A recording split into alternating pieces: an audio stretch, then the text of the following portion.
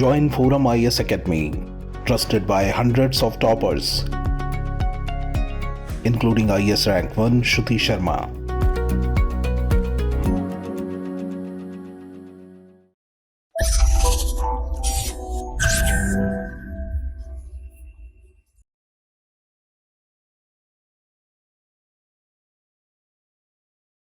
Hello and welcome to ForumIAS. Today is 7 October 2023. Coming to you with the most important articles from today's The Hindu newspaper. Okay, these are the 5 articles I will going to discuss with you. First article is RBI flags inflation risk to stability. This is relevant to our prelims paper GS1 and mains paper GS3. Second article is align higher education with the United Nations SDGs, that is Sustainable Development Goals. This is relevant to our mains GS1 paper and mains GS2 paper. Third one is 2 out of amphibians are facing extinct. This is relevant to our prelims GS paper 1. Fourth one is Professor Swaminathan's contributions will continue to inspire and guide us. This is the relevant to our GS paper 4th mains and prelims GS paper 1. Last one is MGNREGA run out of funds. This is the relevant to our prelims GS paper 1. So, this is the article I will be going to discuss with you. RBI flags inflation risk to stability. This article is about inflation. Okay. So, the Monetary Policy Committee of the Reserve Bank of India decided to keep the repo rate unchanged at 6.5% on Friday. Okay. First, let's understand about the 5 key takeaways from RBI Governor statement. Means, the 5 key highlights of the RBI Monetary Policy Committee meeting outcome. First one is standing deposit facility. So, standing deposit facility rate remains at 6.25% and the marginal standing facility rate and bank rate at 6.75%. Let's understand about the repo rate. Okay. So, repo rate is the rate at which the RBI lends money to commercial banks for a shorter period by repurchasing government securities from them. It is also known as the policy rate. Okay. And also it is used by the RBI to control inflation. That is, when inflation rises, the RBI increases its repo rates. Okay. So that the credit creating capacity of banks come down and resulting in less money supply in the economy. Okay. Now we know about repo rate. Let's talk about the reverse repo rate. So, reverse repo rate is the rate at which the RBI borrows money from commercial banks for a short period of time. Okay. So, it is also a monetary policy tool used by the RBI to control money supply in the economy. Now, presently it is 3.35%. First, let's understand these terms. The bank rate, standing deposit facility and the marginal standing facility, that is MSF.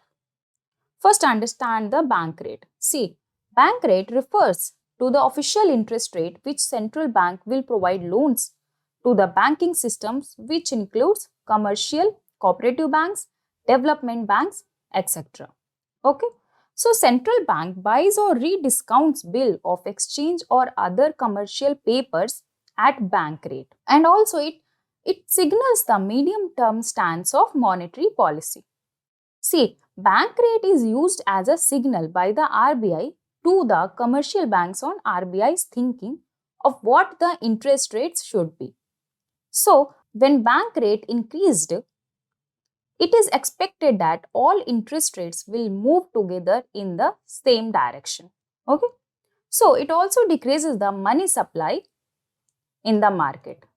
Okay. Now, understand about standing deposit facility. The Reserve Bank of India has introduced the standing deposit facility, an additional tool for absorbing liquidity with an interest rate of 6.75%. Okay, now it is introduced in 2018. Okay, it is introduced in 2018 by Reserve Bank of India by amending section 17. You should remember, by amending the section 17 of the RBI Act. Okay. Now come to the marginal standing facility, that is MSF. What is this? See, marginal standing facility is a penal rate at which banks can borrow from the RBI on an overnight basis, means one day, and above what is available under the LAF. Okay. Also, the loan is given against the mortgage of eligible securities. Okay. And this should be remembered by you that it is always fixed above the repo rate. Okay. Now, second point is, fight against inflation is not over yet and the central bank is targeting inflation at 4% and not between 2-6%. Now, the latest CPI, Consumer Price Index, inflation projection for financial year 24 is 5.4% with second quarter at 6.4%. Okay. Now, third quarter at 5.6% and fourth quarter at 5.2%. Okay. So, CPI inflation for quarter 1 financial year 25 is projected at 5.2%. Okay. So, let's understand the term inflation. Now, inflation is a persistent rise in the average price level of goods and services over time in an economy, which can also be translated as the decline of purchasing power over time. Okay. See, a rise in a demand and a fall in supply. Okay. Changes in production cost or adjustments in governmental policy. Okay. So, these are the few variables that can lead to inflation. Now, see, global headline inflation could remain high for a longer period than estimated. Okay. Now, also RBI has talked about growth forecast. RBI kept the GDP growth forecast for financial year 24 unchanged at 6.5%, with second quarter GDP growth forecast unchanged at 6.5%, third quarter unchanged at 6%, and fourth quarter GDP growth forecast unchanged at 5.7%. And that is first quarter financial year 25 unchanged at 6.6%. Okay. Now, RBI may consider open market operation sales of government securities to manage liquidity consistent with the stance of monetary policy. So, let's understand the term government securities. A government securities is a tradable instrument issued by the central or state government. It acknowledges the government's debt obligation, means government securities are issued by the RBI on behalf of the central and state government. So, when these securities are for short term, that is having a maturity period of less than 1 year, then they are called treasury bills. You should remember this. Okay, what is treasury bills? In addition, securities having a long-term maturity period that is more than a year, they are called government bonds or dated securities. Okay.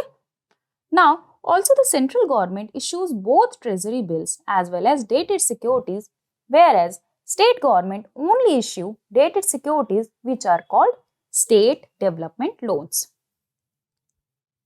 Okay. You should remember this, state development loans.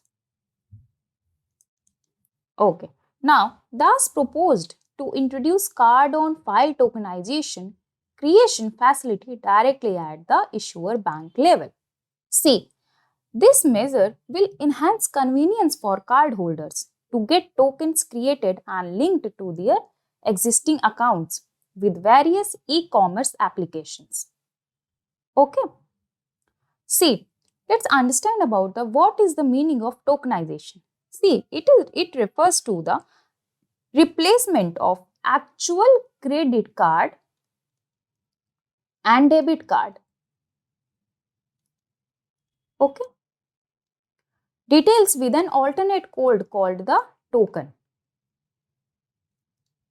See, which will be unique for a combination of card, token requester and device. Okay.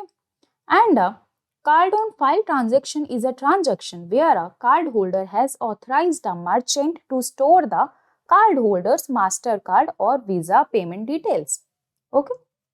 Now, see, the overall inflation outlook was clouded by uncertainties. See, including fall in kharif sowing for key crops like pulses and oilseeds, low reservoir levels, and volatile global food and energy prices.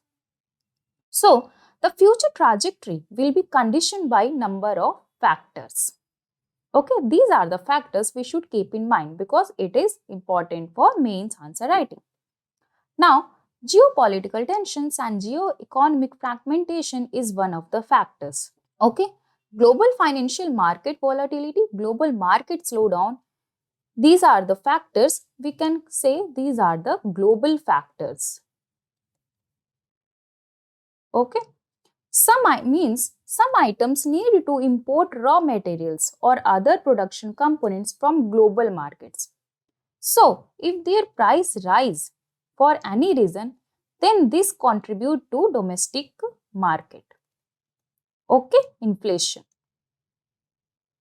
Now, also due to the global price fluctuations on important commodities like crude oil causes inflation in a country. Okay. Last one is uneven distribution of monsoon's rains. So, let's discuss more about inflation and its types and why it is important for our stable economy. Okay. So, let me tell you the type of inflation. Demand pull inflation, cost push inflation and built-in inflation. See, demand pull inflation is that inflation when the general demand for goods and services grow more quickly than the economy's capacity to produce them. Okay. So, this happens when the quantity of money and credit increases. Okay. And this drives up demand and raises prices. Okay. Now, second is cost push inflation. See, this type of inflation occurs when the cost of production increases due to factors such as rising wages, higher raw material cost or taxes. See, this increase in production cost and then this will lead to increase in prices. See, as business pass on the additional costs to consumers. Okay. Now, built-in inflation. See, a cost push inflation and demand pull inflation emerge. Then employees may start seeking higher pay from their employers. Okay. So, to avoid the risk of labor shortage, employers need to offer competitive wages. See, in some cases, companies may resort to built-in inflation, which involves raising employees' salaries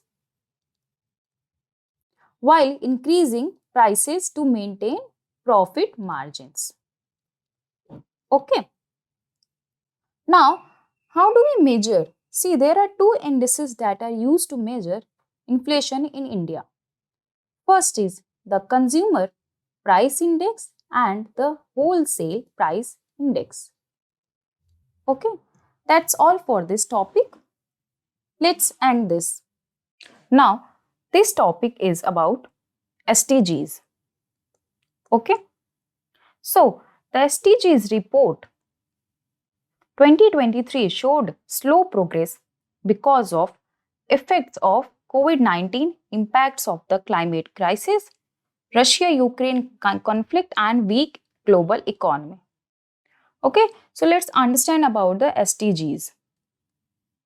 So the Sustainable Development Goals, also known as the Global Goals and adopted by the United Nations in 2015. Okay, you should remember this. So whatever we see reports are done by United Nations, means the report is made by the United Nations Department of Economic and Social Affairs in collaboration with the UN statistical system. Okay, so the SDGs are a universal call to action to end poverty, okay, protect the planet and ensure that by 2030 all people should enjoy peace and prosperity. Okay, so there are total 17 interlinked goals, means they recognize that action in one area will affect outcomes in others and that development must balance social, economic and environmental sustainability. Okay, so they were adopted by United Nations General Assembly resolution in September 2015. Okay, so the 17 goals have 169 targets, okay, ranging from eradicating poverty and hunger, improving health and education, so to provide basic services such as drinking water by 2030. Okay, so let's understand about the National Education Policy. See, it is based on the recommendation of Kasturirangan and TSR Subramaniam committees. Okay, so National Education Policy 2020 lays emphasis on reforms in education at all levels, from pre-primary to higher education. Okay, so it aims to bring transformation to the education system of India in line with contemporary needs. So we know the major provisions of National Education Policy. Okay, and one of the provision is 5 plus 3 plus 3 plus 4 curriculum system, that is replacing existing 10 plus 2 system. So we all know that, right? So National Education Policy 2020 should be given credit to great extent. Okay, now SDG 4 is for quality education. So according to data from the Organization for Economic Cooperation and Development, it said that people with higher education degree are more employable and earn an average of 54% more than those who only have completed senior secondary education. Okay, so these are the sustainable development goals, so we should discuss about this. So this SDG 1 means no poverty, means the protects the people against poverty. SDG 2, it is about zero hunger, means prevents the people from hunger. SDG 3, it is about good health and well-being. See, we all know that the COVID-19 pandemic is threatening decades of progress in global health. So it decreasing the global life expectancy and basic immunization coverage. Okay. So SDG 5, it is about gender equality because many women are increasingly burdened with unpaid care work. Okay, SDG 8 is about reduced inequalities because the pandemic has intensified income inequalities between countries and people. Okay, so these are about SDGs. Now, affordable and clean energy, sustainable cities and communities. Sustainable cities and communities is SDG 11 and affordable and clean energy is SDG 7. Climate change and global warming is SDG 13. See, let's discuss about these SDGs. First is affordable and clean energy. That is SDG 7. See, progress on electrification has slowed, with 679 million projected to have no electricity access in 2030. Okay, so there is a need of affordable and clean energy. Okay, SDG 11 is about sustainable cities and communities. So means achieving an intensified focus on 1 billion slum dwellers. Okay, SDG 13 is about climate action. See, energy related carbon dioxide emissions increased 6% in 2021. And this is the reaching their highest level ever. Okay, taking down gains due to the COVID-19. Okay, so see, SDG 12 and SDG 9, this is SDG 12 and SDG 9 is very important because sustainable development is possible only if we radically change the way we produce and consume. And also, innovative solutions and startups must be developed in collaborations with private companies. Okay. Now, if we introduce the value-based education, okay, if we introduce the value-based education, it will definitely help citizens become responsible towards self, society, and the planet, and help our nation achieve the life on land, that is SDG 15. So let's understand about SDG 15. See, one report found that 23 countries in sub-Saharan Africa have also shown stagnant progress under this goal. Okay, the proportion of forest fell from 31.9% of total land area in 2000 to 31.2% in 2020. Okay, means it representing a net loss of almost 100 million hectare. Okay, so introducing value-based education will help citizens become responsible towards self, society, and planet. Okay, now let's come the part of suggestions.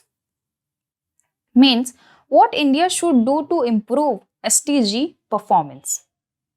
Now, National Education Policy 2020 demands that Indian higher education be committing to mapping its day-to-day operations with SDGs.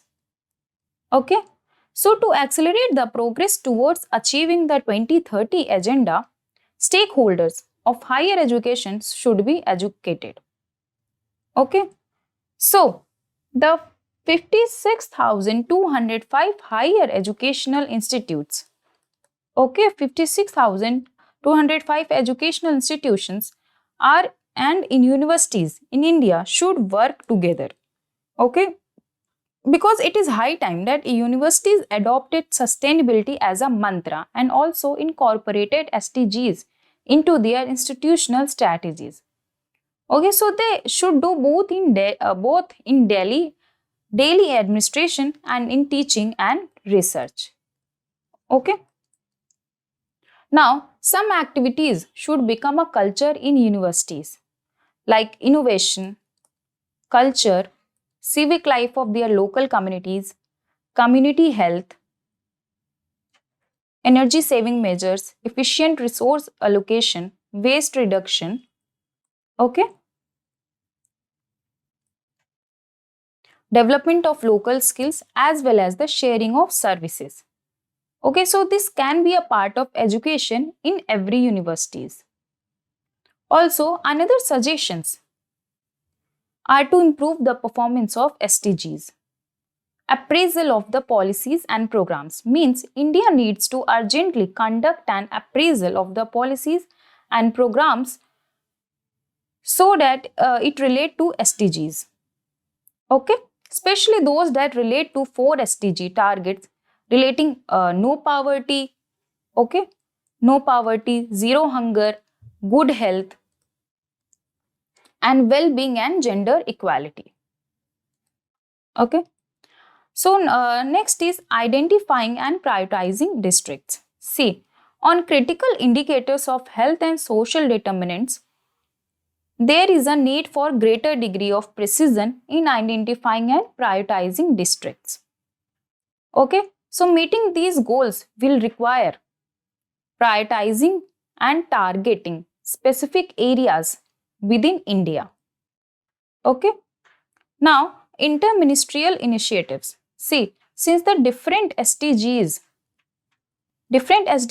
fall under tightly organized ministries, there is a need to establish interministerial initiatives.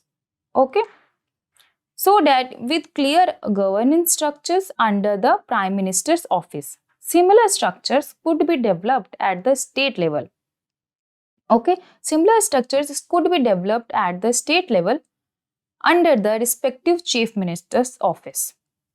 Okay, now conduct economic cost benefit analysis. Means this will aid in setting priorities and directing more resource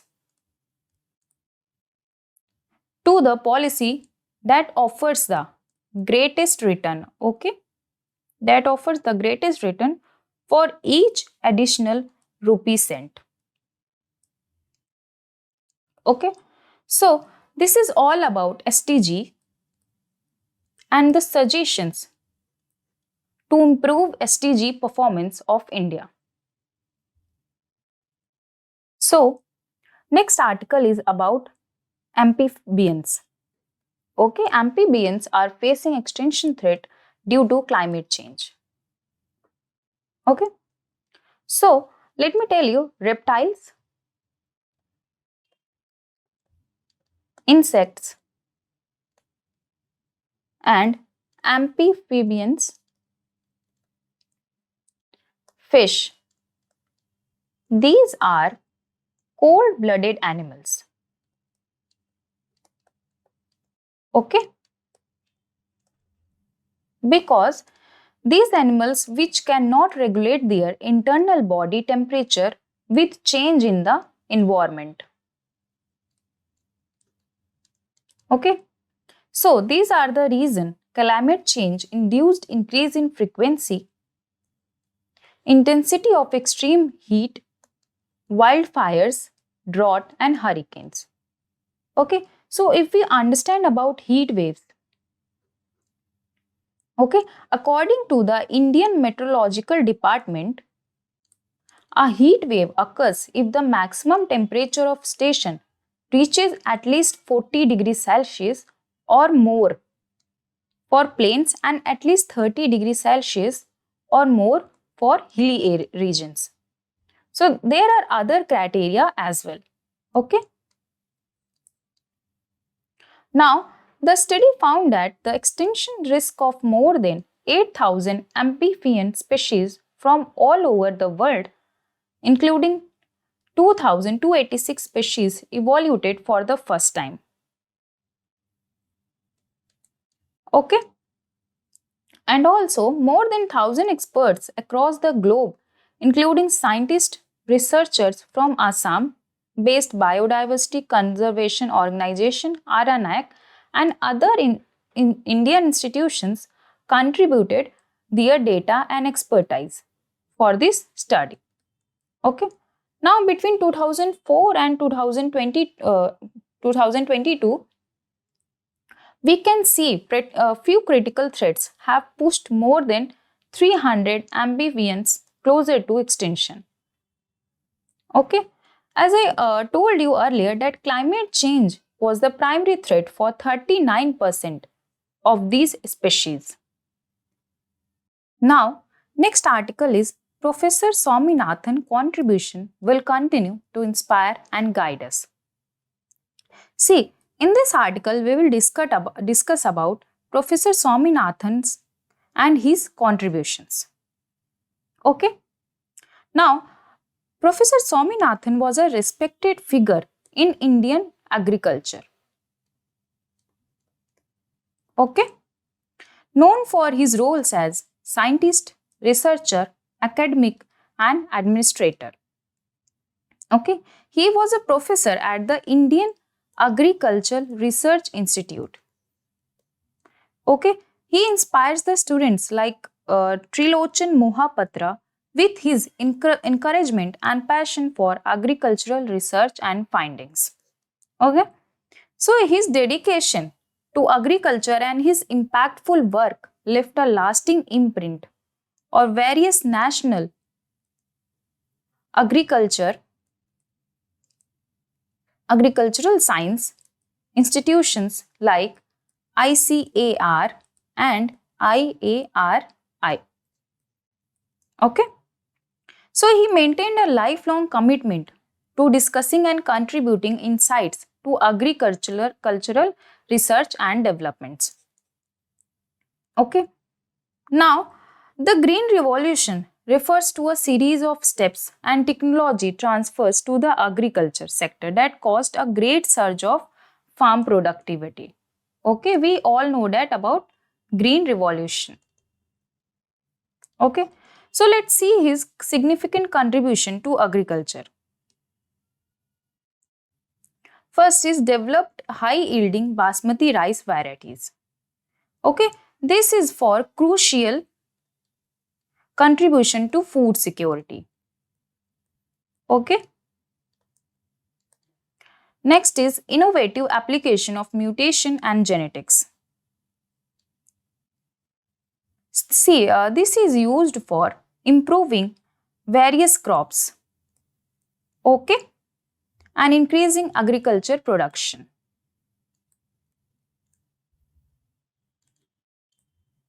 Okay, also launched lab to land programs. So these programs were intended to bring research directly to the farmers.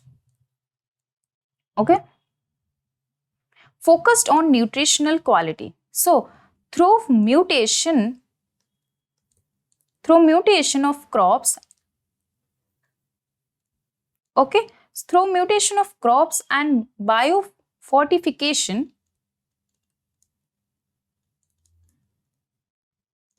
he aimed at enhancing the nutritional value. Okay, he aimed at enhancing the nutritional value of agricultural produce. Okay. Next is supported states in promoting agriculture. He provided funding and support to various states to promote agricultural development and precision farming. Okay.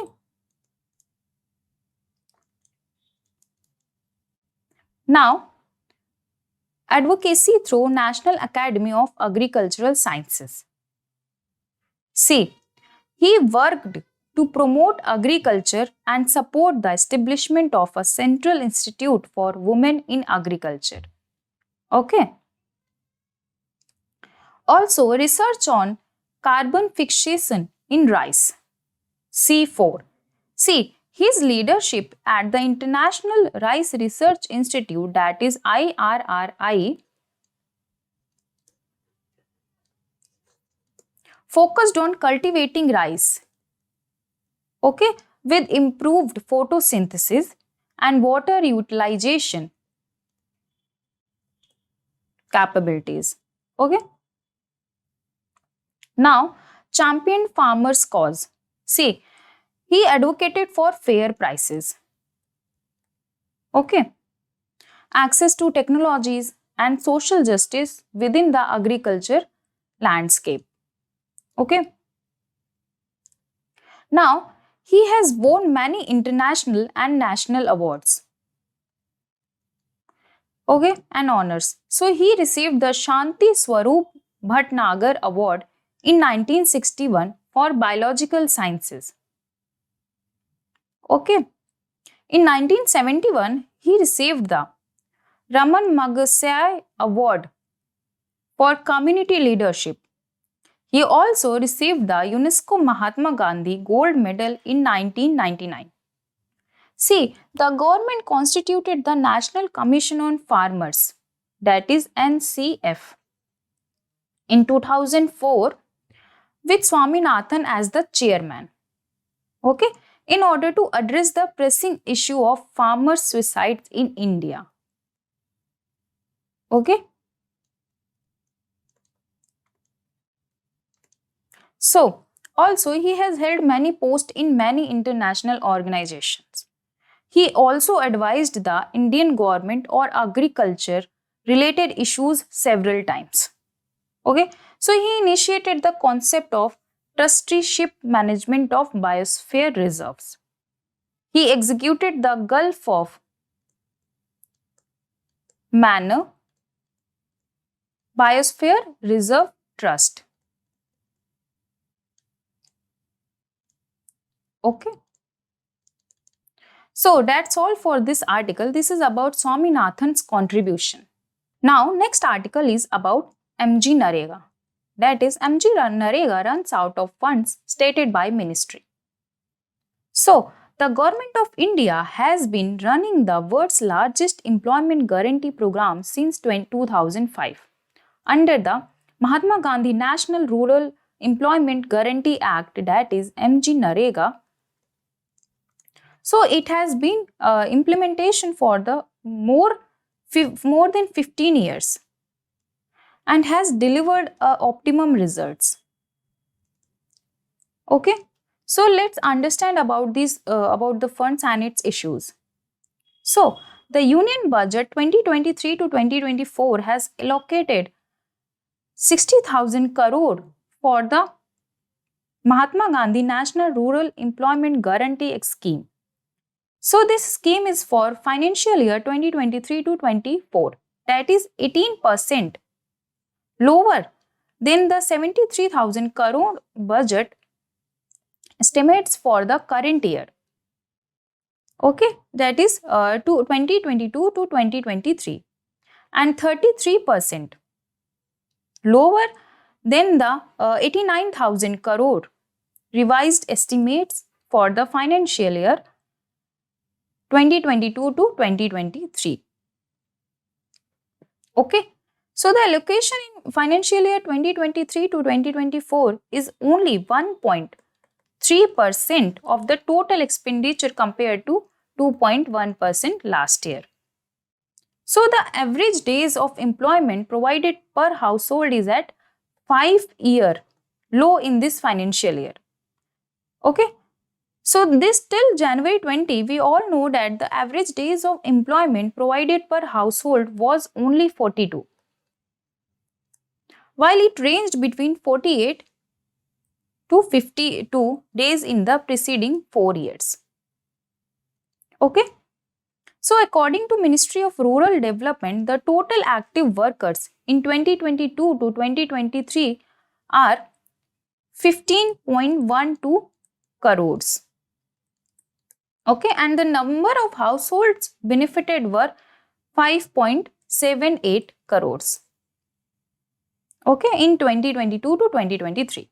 So let's understand about the challenges with MGNREGA. Okay, so the first challenge is gender issues. Means women and men get equal remuneration under MGNREGA. Okay. However, various cases of discrimination against women have been reported, where in some regions less job cards are issued to women or there are delays in the issuing of cards. Okay. Now, another issue is regional inequality. So, the success of MGNREGA depends on the performance of individual states. Okay. Although centrally funded studies show uneven outcomes across different states. Okay. So the performance of MGNREGA in the terms of accountability is much better in states like Andhra Pradesh and Tamil Nadu than in states like UP and Bihar. Okay. Now, another issue is insufficient budget allocation. See, MGNREGA success on the ground is dependent on proper and consistent funding flow to the states. but funds have dried up in states due to a lack of mother sanctions from the union government. So it's causing work too difficult during peak season. Almost every year, more than 80% of funds are depleted in the first 6 months. Okay? Almost every year, more than 80% of funds are depleted in the first 6 months. As a result, so the government's claim of record allocation does not hold up in practice because it has actually decreased. Pending liabilities from the previous year are included in the current budget. Okay.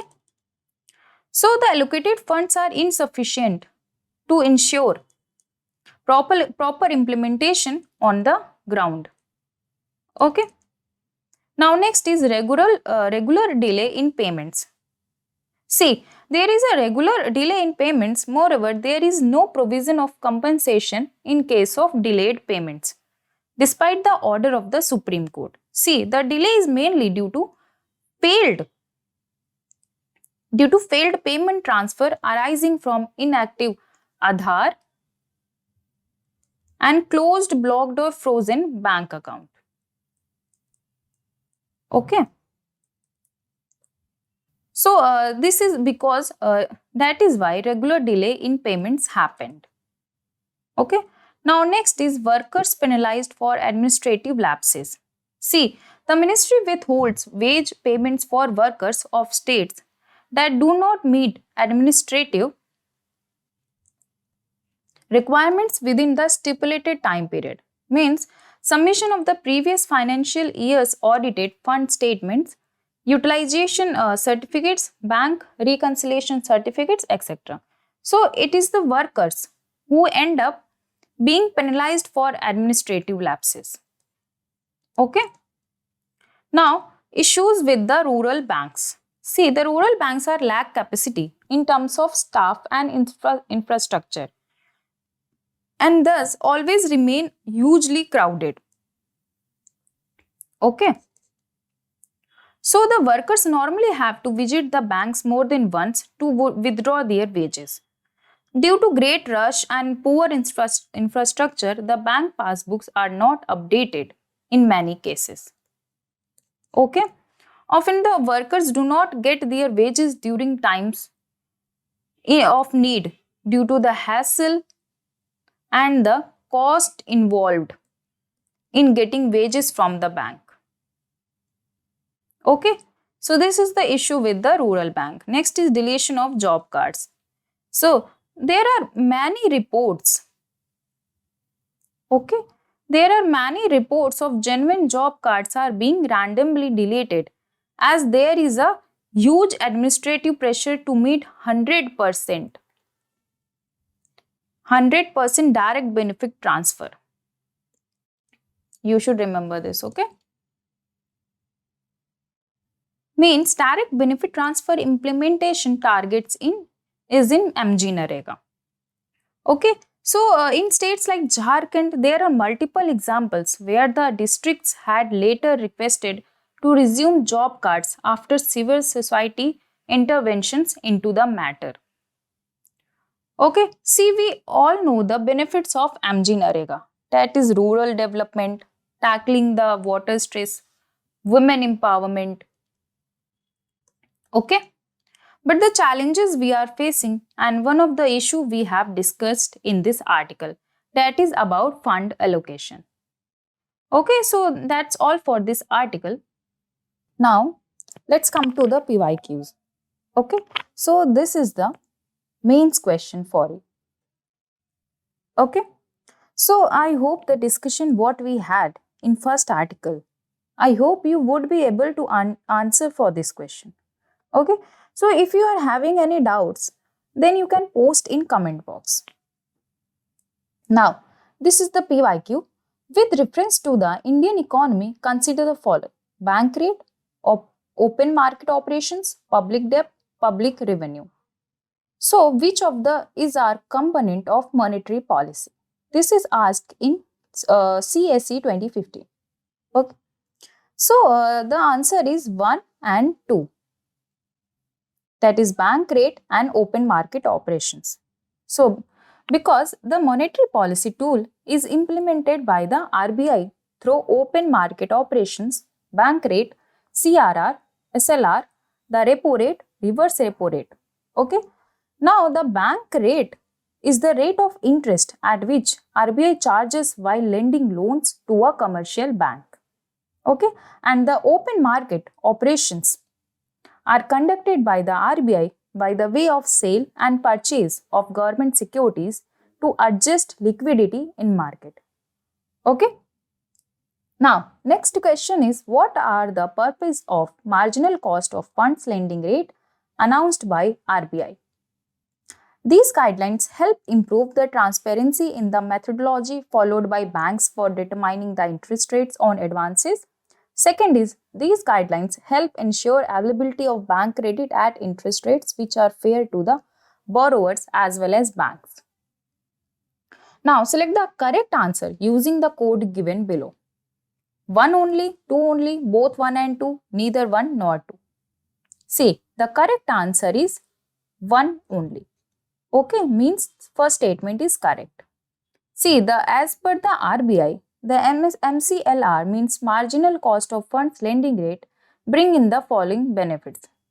Okay, first is transmission of policy rate into the lending rates of banks to improve. Second is the computation of the interest rates by banks will get more transparent.